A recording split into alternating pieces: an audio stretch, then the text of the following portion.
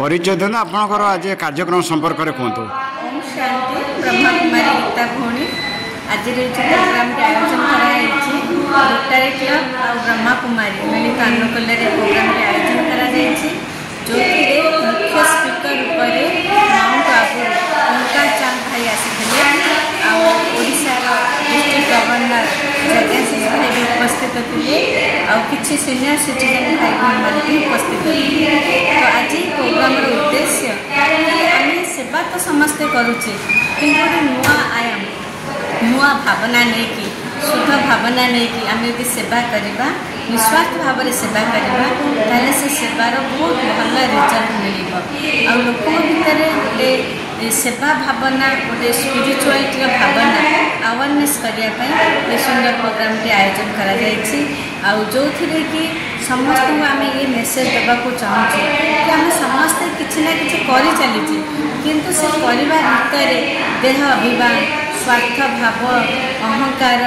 ये सब आसी जाऊँ जहाद्वारा जोटा कि सेवार जो सफलता मिलवा दरकार सी मिलू जोटा कि कहुचे कंचा फल खाईगले अर्थात जब आम निस्वार्थ भाव में सेवा करवा दबार वृत्ति रखा ताहले निश्चित भाव में समाज गोटे परिवर्तन आसो आने वाला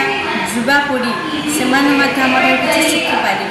कहीं आज युवापीढ़ी जो विपर माने जो निम्नगामी हो चली जो सुसाइड केस आम देखुचे आउ खराब रास्ता लिप्त रोचते खराब कर्म लिप्त रोचते तो से भितर गोटे परिवर्तन आने ये प्रकार प्रोग्राम आवश्यकता रही आध्यात्मिक जागरण आवश्यकता रही आध्यात्मिकता आम जीवन हटिकी नुहे आम जीवनटा ही आध्यात्मिकता शुरुआत तेणु आम समस्ते स्पिरिचुआलिटी हवा निजे सचेतनशील हवा कथार अच्छे माँ ता छुआ को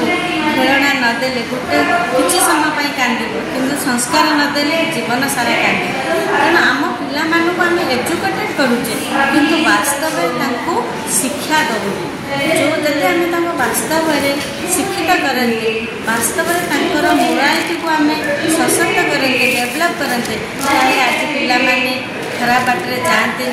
खराब काम लिप्त हुए आउ जो एत बड़ सब आम सुसाइड केस देखुचे से भी बहुत मात्रा कम हो जाए। धन्यवाद।